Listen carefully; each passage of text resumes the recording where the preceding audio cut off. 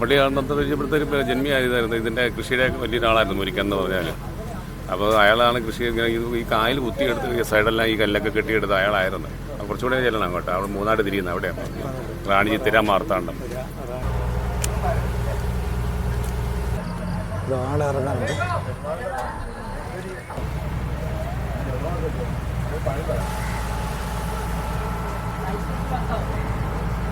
ഈ ഒരു പോർഷനിലാണ് നെഹ്റു ട്രോഫി വള്ളംകളി നടക്കുന്നത്. ഇപ്പം നമ്മളിപ്പം കണ്ടാണ്.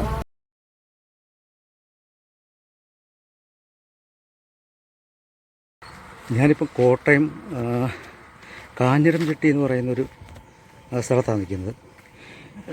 അതായത് ഇപ്പം എൻ്റെ ഇന്നത്തെ യാത്ര എന്ന് പറയുന്നത് ഇവിടെ നിന്ന് ഇവിടെ നമ്മുടെ ആലപ്പുഴയ്ക്ക് പോകുന്ന ഒരു സർവീസാണ്.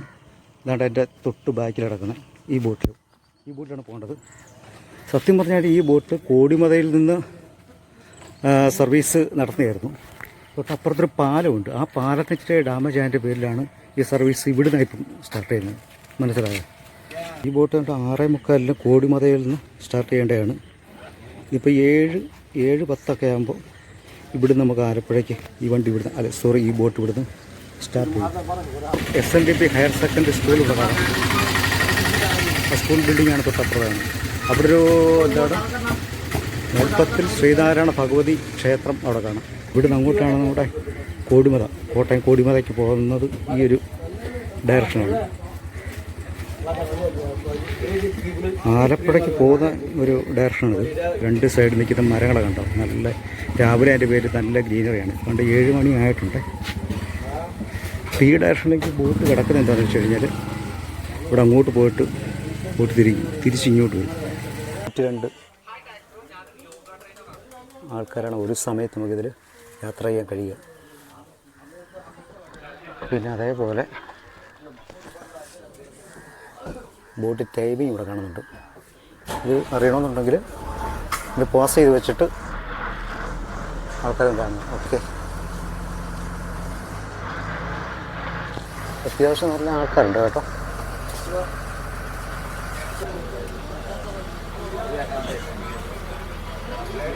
എൻ്റെ തൊട്ട് ഫ്രണ്ടിരിക്കുന്നത് രാവിലത്തെ പത്രവായനയിലാണ്. ഇവരൊക്കെ എനിക്ക് തോന്നുന്നു സ്ഥിരമായിട്ടുള്ള യാത്രക്കാരായിരിക്കണം കേട്ടോ. ഇവിടെ പാലത്തിൻ്റെ മുകളിലൂടെ ഒരു വണ്ടി പോകുന്നുണ്ട്. അതുകൊണ്ട് ഈ പാലം കണ്ടോ? ഈ പാലത്തിന് കുറച്ച് അങ്ങോട്ട് പോകുമ്പോഴാണ് ഈ ഡയറക്ഷൻ കുറച്ചും കൂടെ പോകുമ്പോൾ മലരിക്കൽ എന്ന് പറയുന്ന ഒരു പ്ലേസ് ഉണ്ടല്ലോ. ആമ്പലും താമരയെല്ലാം വിരിഞ്ഞിരിക്കുന്ന ഒരു പാടശേഖരമാണ്. ഞാൻ പോയിട്ടില്ല, എനിക്കറിയത്തില്ല. അപ്പോൾ അങ്ങോട്ട് പോകേണ്ട ഡയറക്ഷൻ ഇവിടുന്ന് അങ്ങോട്ടാണ് പോകേണ്ടത്. ഈ ബോട്ടിനകത്തെ കാഴ്ചകൾ നോക്കി കഴിഞ്ഞാൽ കാണാം. ഇതുണ്ടോ ലൈഫ് ജാക്കറ്റുകളൊക്കെ ഇവിടെയുണ്ട്. സംഭവം അങ്ങോട്ട് നോക്കിയാൽ അവിടെയുണ്ട് ലൈഫ് ജാക്കറ്റ്.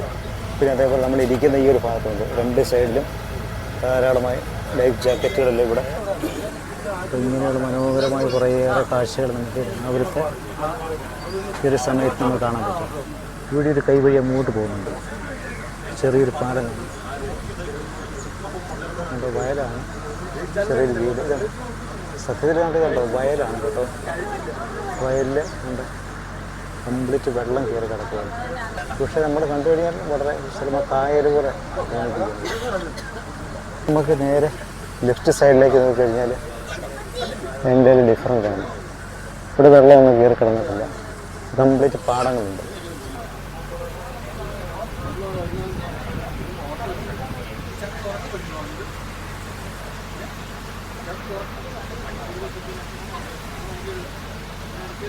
രാവിലെ പണിക്കൊക്കെ പോകുന്ന ആൾക്കാരാണ്.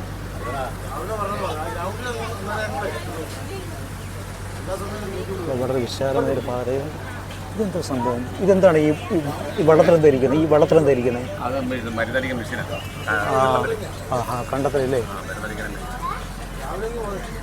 കണ്ടത്തിൽ അങ്ങോട്ടൊരു കൈവഴി കിടക്കുന്നുണ്ട്. ഫൈബർ വെള്ളത്തിൽ ഈ പോകുന്നവരൊക്കെ വള്ളത്തിൽ പണിക്ക് പോകുന്നവരാണ്.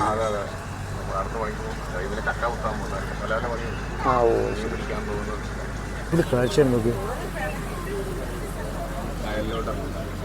കായലിലോട്ട് ഇറങ്ങിയല്ലേ? ഇതിൻ്റെ പേരത്താണ് കറുത്ത കാക്ക. പക്ഷേ ആ കാക്കയ്ക്ക് എന്തൊരു പേര് പറയും, നീർക്കാക്ക.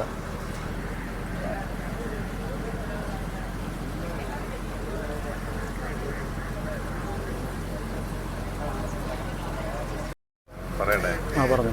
പഴയ കമ്മ്യൂണിസ്റ്റ് മന്ത്രിസഭ അധികാരത്തിൽ വരുന്നതിന് മുമ്പ് മുരിക്കൻ എന്ന് പറഞ്ഞ ജന്മപുള്ളിയാണ് ഈ കായൽ കുത്തിയത് 3 പാടങ്ങളായിട്ട് തിരിച്ച് റാണി, ചിത്തിര, മാർത്താണ്ഡം. ആ പുള്ളിയാണ് ഇവിടെ ഇതിൽ കായലുണ്ട് കണ്ടം മുരിക്കൻ. അയാളാണ് ഇവിടെ പള്ളിയൊക്കെ പണിതുണ്ട്. അവരുടെ ആ പള്ളി കാണിക്കാൻ കേട്ടോ, പള്ളിയുണ്ട്. പിന്നെ സർക്കാർ ഏറ്റെടുത്ത് അയാളിൽ നിന്ന് പോയി. പിന്നെ സർക്കാർ അതെല്ലാം എടുത്തായിട്ട് അതെല്ലാം കൃഷിയൊക്കെ മുടങ്ങിപ്പോയി. പള്ളി അന്നത്തെ ഇവിടുത്തെ ഒരു ജന്മിയായതായിരുന്നു. ഇതിൻ്റെ കൃഷിയുടെ വലിയൊരാളായിരുന്നു മുരിക്കൻ എന്ന് പറഞ്ഞാൽ. അപ്പോൾ അയാളാണ് കൃഷി ഈ കായൽ കുത്തിയെടുത്ത് ഈ സൈഡെല്ലാം ഈ കല്ലൊക്കെ കെട്ടിയെടുത്ത് അയാളായിരുന്നു. കുറച്ചുകൂടെ ചെല്ലണം അങ്ങോട്ട്. അവിടെ 3 തിരിയുന്നത് അവിടെയാണ്. റാണി, ചിത്തിര, മാർത്താണ്ഡം. പാടശേഖരം. അതിപ്പോൾ സർക്കാർ പിന്നെ പുള്ളിയിൽ നിന്ന് ഏറ്റെടുത്തിട്ടുണ്ട്. കുറേ കാലഘട്ടമൊക്കെ മേടിച്ചു. സർക്കാരിൽ നിന്ന് കുറേ പാടമൊക്കെ മേടിച്ചിട്ട് അവിടെ ഒന്നും കൃഷി ടൂറിസത്തിന് വന്നിട്ട് പിന്നെ നടന്നില്ല. അതൊക്കെ അങ്ങനെ മുടങ്ങി കിടക്കുക. അതെ. കമ്മ്യൂണിസ്റ്റ് മന്ത്രിസഭ വന്നപ്പോൾ ഇങ്ങനെ ഭൂമികൾ ഏറ്റെടുത്തപ്പോൾ ഇയാളെ കണ്ടങ്ങളെല്ലാം സർക്കാർ ആവിഷ്കരണം. അപ്പം അങ്ങനെ വന്നപ്പോൾ പുള്ളിയിൽ നിന്ന് പോയി. പിന്നെ സർക്കാർ കൃഷി നടത്തിയിട്ട് അതൊന്നും വിജയിച്ചില്ല. എല്ലാം നഷ്ടത്തിലായിപ്പോയി. ഇപ്പോൾ പല ഇതിലായിട്ട് അങ്ങനെ കിടക്കുന്നു. പിന്നെ ഓരോ ആൾക്കാർക്ക് കൊടുത്ത് അങ്ങനെ കൃഷി ചെയ്തുകൊണ്ടിരിക്കുന്നു. കുറേ ഭാഗം വെറുതെ കിടക്കുന്നുണ്ട്. അന്ന് കൃഷിയായിരുന്നു. അവിടുത്തെ ജീവിതമാർഗം വന്ന കൃഷിയായിരുന്നു. അവിടെ മുരിക്കുന്ന പുള്ളിയുടെ പേരാണ്. പുള്ളിയൊരു കുടുംബം, അവർ ഭയങ്കര ഫാമിലിയായിരുന്നു. അവർ പിന്നെ അതെല്ലാം അയാളൊക്കെ മരിച്ചു പോയി. അപ്പോൾ അവരെല്ലാം പിന്നെ ചേറിപ്പോയി. അങ്ങനെ എല്ലാം നഷ്ടപ്പെട്ടു. അത് എനിക്കറിയില്ല. നമ്മുടെയൊക്കെ ചെറുപ്പം നമുക്ക് ഓർമ്മയില്ല. അത് ഒത്തിരി വർഷങ്ങൾക്ക് മുമ്പല്ലേ. കുറേ വർഷം കൃഷി നടത്തിയായിരുന്നു അവർ. നല്ല ലാഭത്തിൽ കൊണ്ടുപോയിക്കൊണ്ടിരുന്നതായിരുന്നു. സർക്കാർ വന്ന ഭൂപരിഷ്കരണത്തിൽ എല്ലാം ഏറ്റെടുത്തപ്പോൾ അതങ്ങനെ പോയി. ജനങ്ങളുടെ കയ്യിലെത്തി. അങ്ങനെ ഇപ്പം എനിക്ക് അവിടെ ഒരു വർക്കുണ്ട്. ആലപ്പുഴ കുപ്പപ്പുറം എന്ന് പറയും. കുപ്പപ്പുറം മനോരമക്കാരുടെ ഒരു തറവാട് വീടൊക്കെ ഉണ്ട് അവിടെ. അതൊക്കെ അവിടെ വെച്ചൊരു വർക്കുണ്ട്. അങ്ങോട്ട് പോവാം. അവിടെ പണിയാറുണ്ട്. അപ്പോൾ ഞാൻ അങ്ങോട്ട് പോകും. അല്ല, എൻ്റെ വീട് കോട്ടയത്ത് നിന്ന് കുളശാന്ന് പറയും. കുളശ പരിപ്പം വിജയരാഘവൻ്റെ ഒക്കെ വീടുണ്ട്. വിജയരാഘവൻ സിനിമ നടൻ. പുള്ളിയൊക്കെ വീടിൻ്റെ അടുത്തായിട്ട് കുറച്ച് മാറില്ല. എൻ്റെ സതീഷ്. പാടശേഖരങ്ങളിലൊക്കെ മരുന്നടിക്കുന്ന മെഷീൻസ്.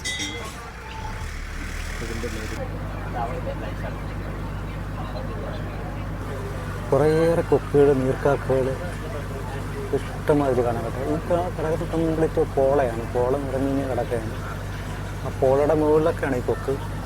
വെള്ളക്കൊക്ക്, ഒരുമാതിരി ചാര കളറുള്ള കൊക്ക്, നീർക്കാക്കകൾ എന്ന് ധാരാളം കാക്കകൾക്ക് എരണ്ടകൾ അങ്ങനെ കണ്ടല്ലേ ഈ പറയുന്നത്.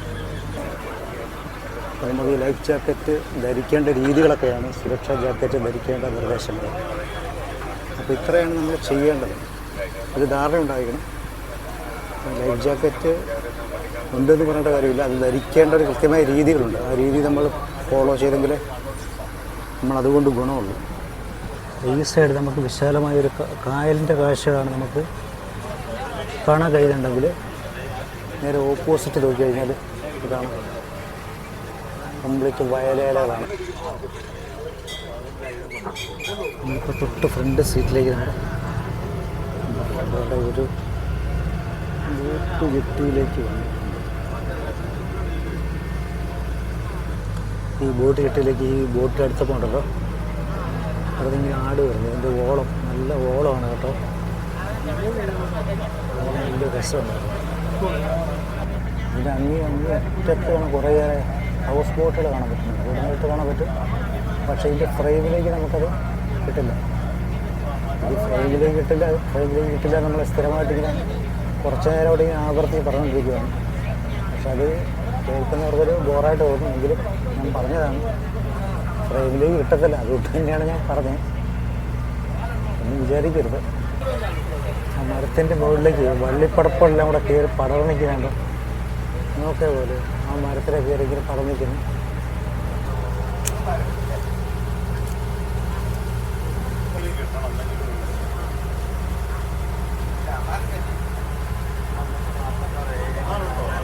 പുള്ളിക്കാരൻ എന്താ ചെയ്യുന്നത് എനിക്ക് മനസ്സിലായിട്ടോ, മനസ്സിലായില്ല. അത് കഥ വെച്ചിങ്ങനെ കുത്തിക്കൊണ്ടിരിക്കുകയാണ്. കഥ കുത്തി നിർത്തുവാണോ അതുപോലെ ചൂരുവാണോ എന്ന് എനിക്കറിയാൻ പറ്റുന്നില്ല. താണ്ട എഞ്ചിൻ എടുപ്പിച്ചൊരു വെള്ളം പോകുന്ന പോക്കുണ്ടോ.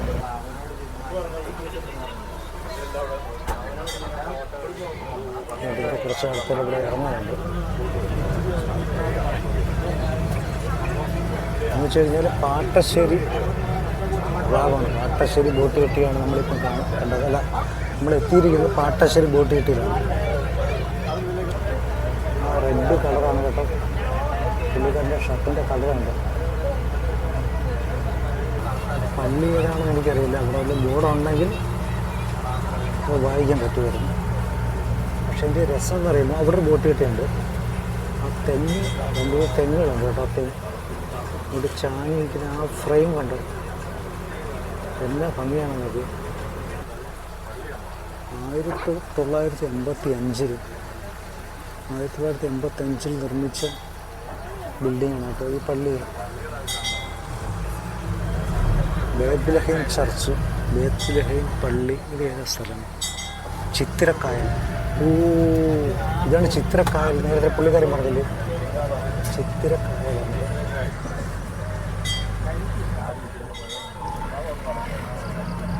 ആളിറങ്ങാറുണ്ട്. പണിക്കായിട്ട് പോകുന്ന ആൾക്കാരാണ്.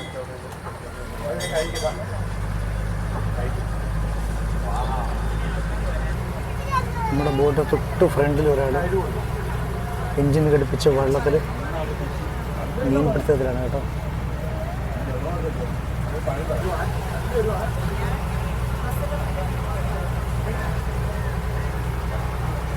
കായിത്തറ ബോട്ട് ചിട്ടയിലേക്കാണ് ബോട്ട് വന്നിരിക്കുന്നത്. 2 പേരുണ്ട് ഇവിടുന്ന്.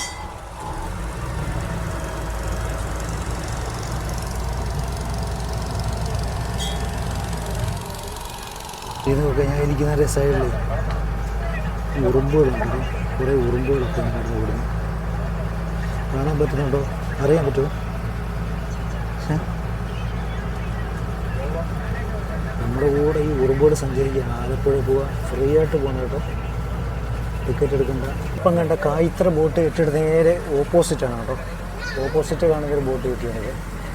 അപ്പോൾ അവിടേക്കാണ് നമ്മളിപ്പോൾ അടുത്തുകൊണ്ടിരിക്കുക. അമ്പക്കുളം ബ്ലോക്ക് പഞ്ചായത്ത് മാർത്താണ്ഡം കായൽ കെട്ടി. അപ്പോൾ ഇതെന്ന് വെച്ച് കഴിഞ്ഞാൽ മാർത്താണ്ഡം കായൽ കെട്ടി ഭാഗത്താണ് നമ്മൾ എത്തിയിരിക്കുന്നത്. ഇതാണ്ടോ ആ കോണിപ്പണ്ടോ, നമ്മൾ ആ സൈഡിൽ അങ്ങോട്ട് ഇപ്പം വന്ന കേട്ടോ. ഒരു തെങ്ങ് കയറി പോയി നോക്കുക, മരത്തിൻ്റെ ഒക്കെ ഇടയ്ക്ക് കൂടെ. അത് നല്ല ഭംഗിയൊരു കാഴ്ചയല്ലേ.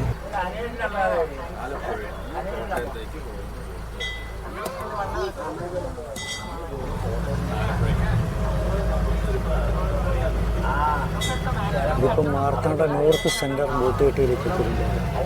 ഈ ബോട്ട് കെട്ടിയൊക്കെ കാണാൻ പ്രത്യേക ഒരു സ്ട്രക്ചറാണ് കേട്ടോ. ഒരു രസമുണ്ട് കാണാൻ.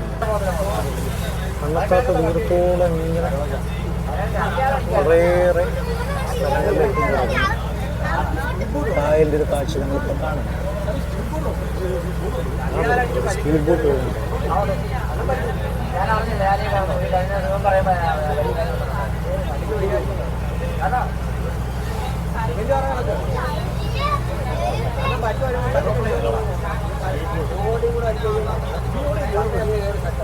ടൂറിസ്റ്റ് ബോട്ടുകളാണ്, ഹൗസ് ബോട്ടുകൾ. ടൂറിസ്റ്റുകളുമായിട്ട് പോകുന്ന കുറേയേറെ ഹൗസ് ബോട്ടുകൾ നമുക്ക് ഇവിടെ കാണാം. ആ ഹൗസ് ബോട്ടുകളുടെ അടുത്തുകൂടാണ് ഈ പറയുന്ന വീശിയെടുക്കുന്നുണ്ട്. സ്പീഡ് ബോട്ട്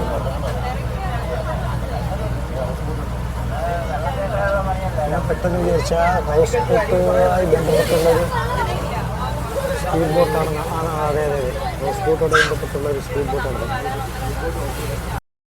നമ്മളിപ്പോൾ കാണുന്നൊരു ഹൗസ് ബോട്ട് കുറച്ച് പഴയൊരു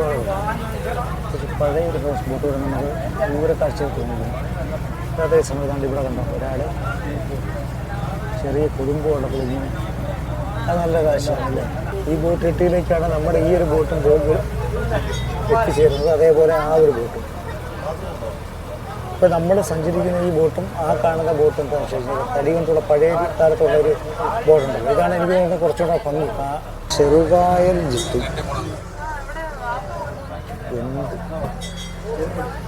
ഇവിടുത്തെ കുറച്ച് പേരിങ്ങനെ കയറാനുണ്ട്. പക്ഷെ നമ്മൾ ഈ ബോട്ട് ഇവിടെ അടുക്കുന്നത് കൊണ്ടാണ് കേട്ടോ. നമ്മൾ നേരത്തെ ഇപ്പം കണ്ട ആ ബോട്ട് കണ്ടോ, കായലിൻ്റെ നടുക്ക് ഇങ്ങനെ കൊണ്ടുവന്ന് സ്റ്റോപ്പ് ചെയ്തിരിക്കുകയാണ് കേട്ടോ. അതേ സമയത്ത് ഇത് കണ്ടോ, ആ ഒരു ലേഡി അവർ ഈ ബോട്ട് കയറാൻ വേണ്ടി വരുവാൻ തോന്നുന്നു. ഷോ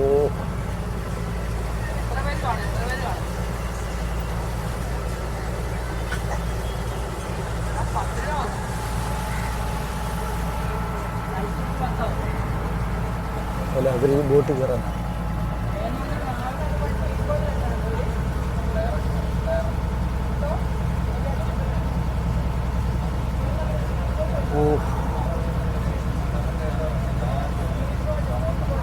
അങ്ങനെ ചെയ്തേ. ഹൗസ് ബോട്ടിൽ ഇങ്ങനെ തൊട്ടില്ല എന്നൊരു ഉരുങ്ങി പോകുന്ന രീതിയിലാണ് കേട്ടോ അത് റൗണ്ട് ചെയ്തെടുത്ത്.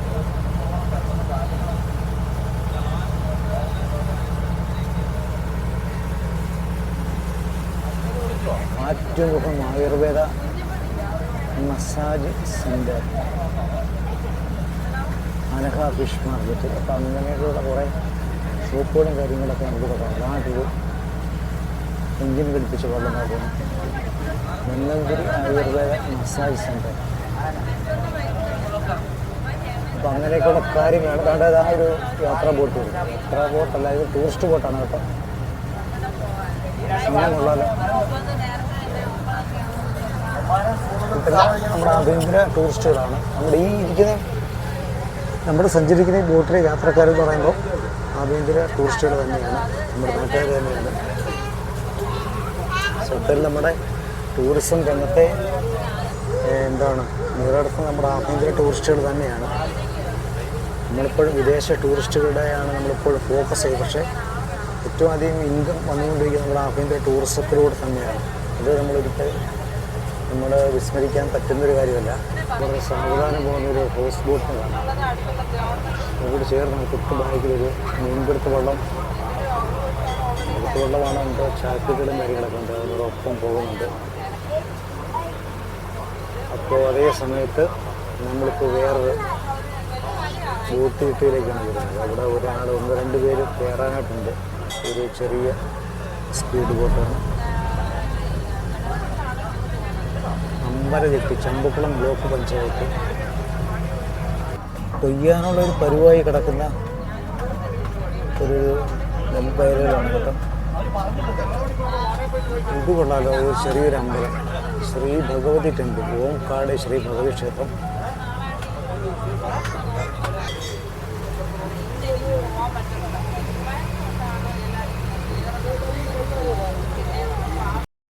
ഗ്രാമീണ ബോട്ട് കിട്ടി കേട്ടോ.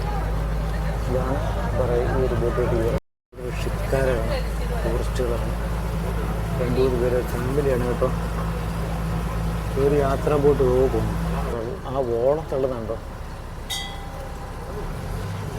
വെള്ളം മേടിക്കുന്നുണ്ടോ. അപ്പോൾ അതേ സമയത്ത് ഒരു ശിക്കാര വെള്ളം പോകുന്നു. പിന്നെ അവിടെ ഹൗസ് ബോട്ട്, ടൂറിസ്റ്റ് ബോട്ട് ഇങ്ങനെ വരുന്നുണ്ട്. അവിടുന്ന് 2 ഡെക്കുണ്ട്. അതിനോട് ചേർന്ന് തന്നെ ആ അരുവിലുണ്ടാവും ഒരു 3 പേര് കായാക്കിങ് ഏർപ്പെട്ടിരിക്കുകയാണ്. ഇതൊക്കെ അടിപൊളി കാഴ്ചയാണല്ലോ. യാത്രാ ബോട്ട് ഒരു മോട്ടർ പിടിപ്പിച്ച എൻജിൻ ഘടിപ്പിച്ചൊരു വള്ളം താകുന്നു. ടൂറിസ്റ്റ് ബോട്ട്, കായാക്കിങ്, അടിപൊളി ഫ്രൈഡ് അടിപൊളി. ഈ ഒരു ടൂറിസ്റ്റ് ബോട്ട് ഈ ഒരു ബോട്ട് കിട്ടിയിലേക്ക് അടുക്കാൻ വേണ്ടി വന്നതാണ്. അവരത് അവിടെ സ്ലോ ചെയ്യുക. നമ്മളിവിടെ കിടക്കുന്നതിന് പേരിൽ നമ്മൾ വീണ്ടും മുന്നോട്ട് വന്നപ്പോൾ അവർ വീണ്ടും അവിടുത്തെ ബോട്ട് എടുക്കുന്നു.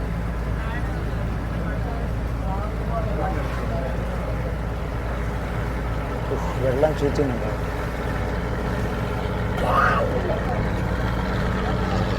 അപ്പുറത്തേക്കാണ് ആളുകൾ. 2 കുട്ടികൾ അവിടുന്ന് ഇറങ്ങിയാണ് പോകുന്നത്. ആ കുട്ടികൾ പോകുന്നുണ്ട്. അവിടെ ചെറിയൊരു കോവിലൊക്കെ കാണുന്നതാണ്. അടിപൊളി കാഴ്ചയാണിത്. നമ്മുടെ യാത്രാ ബോട്ടിലൊക്കെ പോകുന്നു. അവിടെ ഒരു ശിക്കര വെള്ളം ഇടുന്നു. ഒരു ശിക്കര അവിടെ കിടക്കുന്നു. 2 കൊച്ചു കുഞ്ഞുങ്ങൾ അത് യാത്ര ചെയ്യുന്നു. ചെറിയൊരു കോവിൽ, ഒരു വള്ളം, അതിൽ കാണുന്ന പാടങ്ങൾ, നല്ല പഴുത്ത് കിടക്കുന്ന പാടങ്ങൾ. എന്ന രസമെന്ന് പോലും ഒരു ഫാമിലിയാണ്.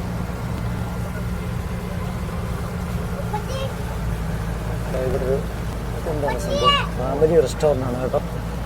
ഒരു ഫാമിലി റെസ്റ്റോറൻ്റാണ്. ഞാൻ ഒരു പുള്ളിക്കാരൻ്റെ തോളത്ത് പരന്നിരിക്കുന്നുണ്ടോ, അത് കാണാൻ പറ്റുമെന്ന് അറിയത്തില്ല. ശിക്കാരുള്ള അതിലൂടെ വെള്ളത്തിൽ പോകും. ഇവിടെ നാട്ടുകാരൊക്കെ ഇത് പാത്രമല്ല കഴിയുമ്പോൾ. പിന്നെ ഇത് കണ്ടോ, വെള്ളത്തിൽ പണിക്ക് പോയിട്ട് തിരിച്ച് വന്ന വെള്ളം ഒരുക്കുകയാണ്. അതോ പോകാൻ വേണ്ടി തയ്യാറെടുക്കുകയാണെന്ന് അറിയത്തില്ല. അങ്ങനെ ഒരാളെ ഇവിടെ കാണാം. കക്കയാണ്, കക്ക വാരിക്കൊണ്ട് വന്നതാണ് കേട്ടോ. അതോട് ചേർന്ന് അടുത്തടുത്ത് ചെറിയ ചെറിയ വീടുകൾ. ഒരു വലിയൊരു വീട് കാണാം. അതേപോലെ അടിപൊളി കാഴ്ചകളാണ്. അങ്ങോട്ട് നോക്കിയാലും അടിപൊളി ഫ്രെയിമുകളാണ്.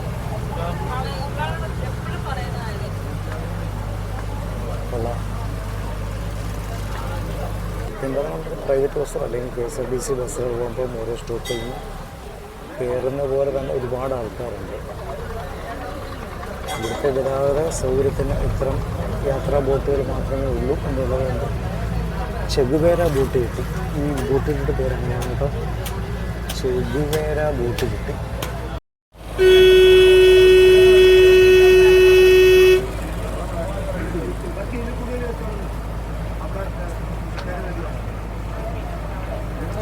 തോളകളുടെയൊക്കെ ഇടയ്ക്കൂടെ ഒരു കാഴ്ചയാണ് രസം.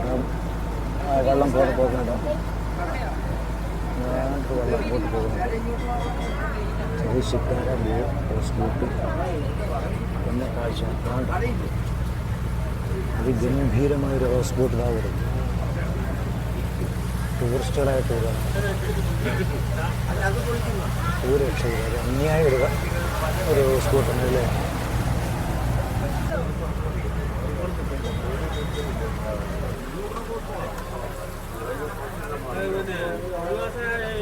ഒരുപാട് ഹൗസ് ബോട്ടാണ് ഇവിടെ. ഇതേതാ ഈ സ്ഥലം? ഈ സ്ഥലം ഏതാണ്? നെഹ്റു ട്രോഫിയുടെ വള്ളംകളി ഇവിടെ നട്ടാ. ആ ബോട്ട്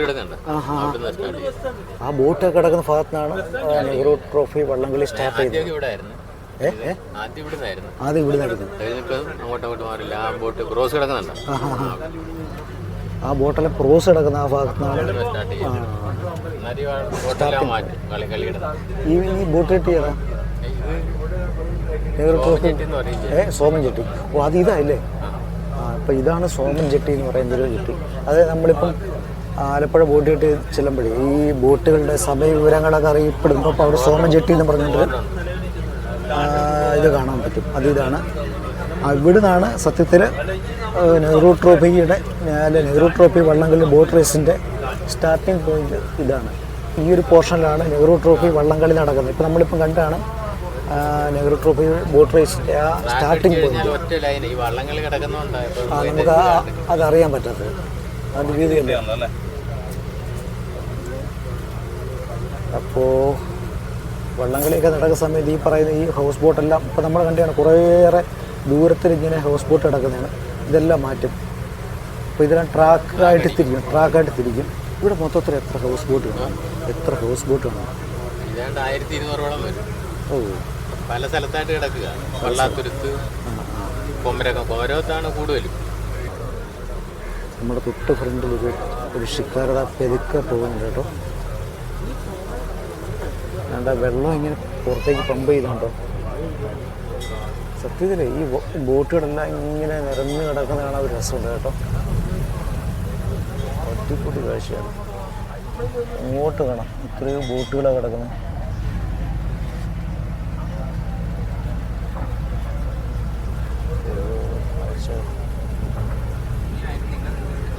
അപ്പോൾ ആ കാണുന്നതാണ് നെഹ്റു ട്രോഫി വള്ളംകളിയുടെ ഫിനിഷിംഗ് പോയിൻ്റാണ്. അതിൻ്റെ പവലിയനാണ് നമ്മൾ ഇതാണ്ട് ആ കാണുന്നത് കേട്ടോ.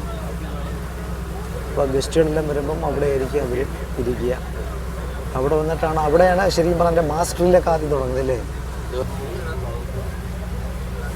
ഇതാണ് പവലിയൻ്റെ ബാക്ക് സൈഡാണ്, ഇതിൻ്റെ ഫ്രണ്ട് അപ്പുറമാണ്. അതുവഴിയായിരുന്നു ശരിക്കും പറഞ്ഞാൽ ഈ ബോട്ട് പോയിക്കൊണ്ടിരുന്നത്. പക്ഷേ ആ ഹൗസ് ബോട്ടിൽ അവിടെ കിടക്കുന്നതിൻ്റെ പേരിലാണ് ഇപ്പുറത്തോടെ ആക്കിയത്. ജവഹർലാൽ നെഹ്റുവിൻ്റെ ഒരു വലിയൊരു പ്രതിമ നമുക്കിവിടെ കാണാം. കുറേയേറെ കായാക്കിങ് ഏർപ്പെട്ടിരിക്കുന്ന ആൾക്കാരെ നമുക്ക് ഇവിടെ തൊട്ട് ഫ്രണ്ടിൽ കാണാൻ പറ്റും. വേറെ ഉൾനാടൻ ജലപാത അതോറിറ്റി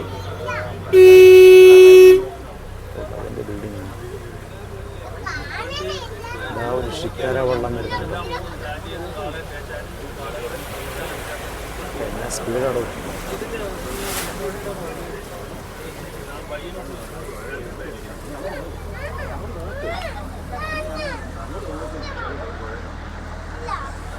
അടിപൊളിയായിട്ട് കളറൊക്കെ ചെയ്ത് നല്ല കളർഫുള്ളായി കിടക്കുകയാണ്.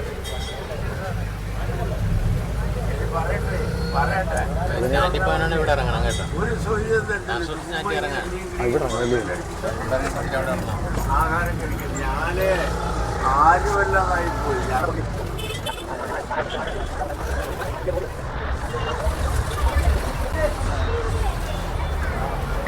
ഓക്കേ,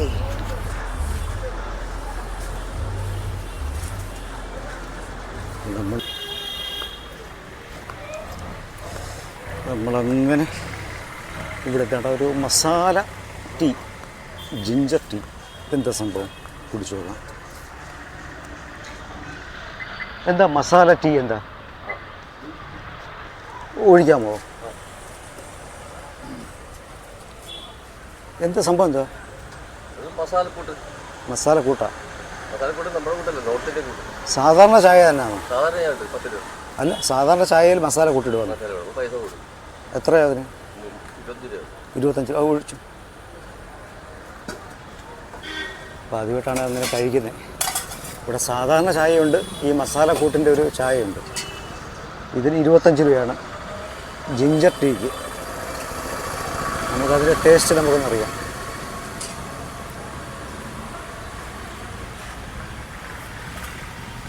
KSRTCയുടെ ഗ്യാരേജില്ലേ ഇത്?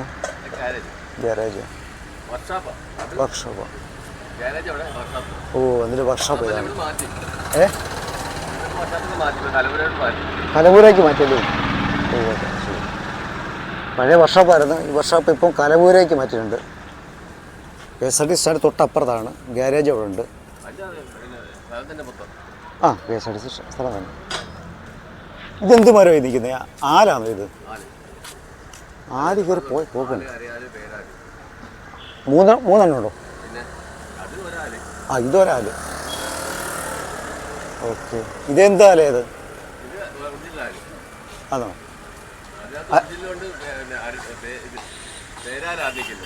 പേരാലാതിക്കുന്നത്. വേര് കയറിപ്പോയിട്ടോ. ഇത് ഭിത്തിയാണ്, പഴയ ഭിത്തിയാണ്. ഒരുപക്ഷെ എനിക്കിത് മതിലാണ് തോന്നുന്നുണ്ട്. ഇവിടെ കണ്ടോ, മതിലിൻ്റെ ഒരു ഭാഗമൊക്കെ ഉണ്ട്, ഇടിഞ്ഞ് പൊളിഞ്ഞു പോയതാണ്. പക്ഷെ ആ മതിലിൻ്റെ ചെറിയൊരു പോർഷനെ കണ്ടോ ഞെരിച്ചമർത്തി കളഞ്ഞു. ഒരു വല്ലാതെ പരുവാക്കി. കേട്ടോ, KSRTC ബസ് വരുന്നുണ്ടോ? അതെല്ലാം അതിൻ്റെ മണ്ടെല്ലാം വെട്ടി കളഞ്ഞാണ് കേട്ടോ. വേരൊക്കെ ഇറങ്ങി. എന്താണ് അന്യായ കാഴ്ചയായി പോയി. അതേ സമയം നമുക്ക് ഈ KSRTC ബസ് കാണാം.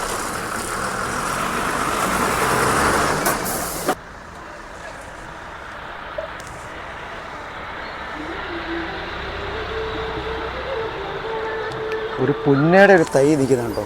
പുന്നമരം. ഒരു ശിക്കാര വെള്ളം താ പോകുന്നു.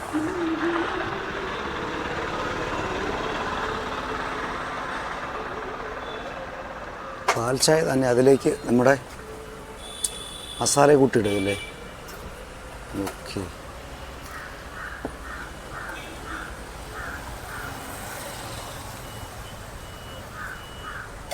എടുത്തോട്ടോ.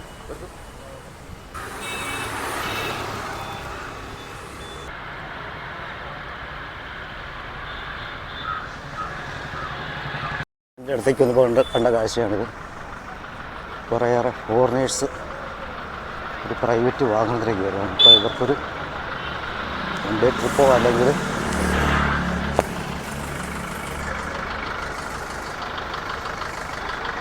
ഒരു അടിപൊളി യാത്ര ആയിരിക്കട്ടെ എന്ന് ആശംസിക്കുന്നു.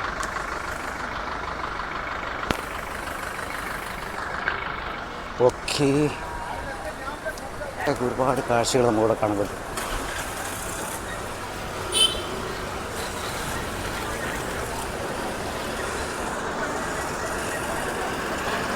വൈക്കം ചേർത്തല ചേർത്തല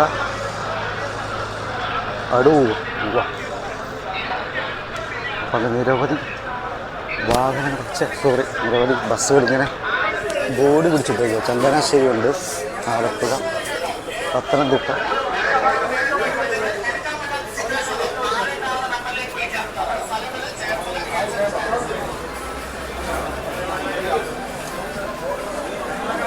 അപ്പം അങ്ങനെയൊക്കെയുള്ള കാര്യങ്ങളാണ്. നമ്മളങ്ങനെ കോട്ടയം ആലപ്പുഴ ബോട്ട് യാത്ര അടിപൊളി യാത്രയായിരുന്നു. എല്ലാവർക്കും തീർച്ചയായിട്ടും വന്ന് ഇതൊക്കെ നമുക്ക് ആസ്വദിക്കാൻ പറ്റുന്ന ഒരു കാര്യമാണ്. നമ്മൾ സജസ്റ്റ് ചെയ്യുന്നതാണ്. നമ്മൾ മാത്രമല്ല, മിക്ക യൂട്യൂബേഴ്സും ആൾക്കാരുമൊക്കെ സഞ്ചാരികളൊക്കെ ഈ ഒരു യാത്രയെ സജസ്റ്റ് ചെയ്യാറുണ്ട്. ഒരു അവിസ്മരണീയമായൊരു യാത്രയായിരുന്നു അത്. മനസ്സിലായി, അത്ര അടിപൊളിയായിട്ടുള്ളൊരു യാത്ര. വേമ്പനാട് കായലിലൂടെയൊക്കെ നമ്മളിങ്ങനെ വരുമ്പോൾ കാണുന്ന കാഴ്ചയുണ്ടല്ലോ, അനുഭവങ്ങളുണ്ടല്ലോ, അത് പറഞ്ഞ് അറിയിക്കുന്നതിനേക്കാളും കൂടുതലാണ്. നമ്മുടെ ഫ്രെയിമുകൾക്ക് പോലും വിവരിക്കാൻ പറ്റുന്നതിനേക്കാളും വലിയ കാഴ്ചകളാണ്. അപ്പം അടിപൊളിയായിരുന്നു. അപ്പം തുടർന്നും ഞാൻ ഈ ഒരു യാത്ര ഇന്നത്തെ ഈ ഒരു വീഡിയോ ഇവിടെ അവസാനിപ്പിക്കുന്നില്ല. കുറച്ച് ആലപ്പുഴയിലുള്ള കുറച്ച് ടൗണിലെ കുറേ കാഴ്ചകളുണ്ട്. അപ്പോൾ അതൊക്കെ നമുക്ക് കാണാം. അപ്പോൾ എനിക്ക് തോന്നുന്നു മിക്കവാറും 2-3 പാർട്ടുകളായിട്ട് ഞാനിത് അപ്ലോഡ് ചെയ്യാനാണ് സാധ്യത. അപ്പോൾ അന്നേരം ഈ ഒരു പാർട്ട് ഇവിടെ അവസാനിപ്പിക്കാമെന്നാണ് ഞാൻ കരുതുന്നത്. ഓക്കെ.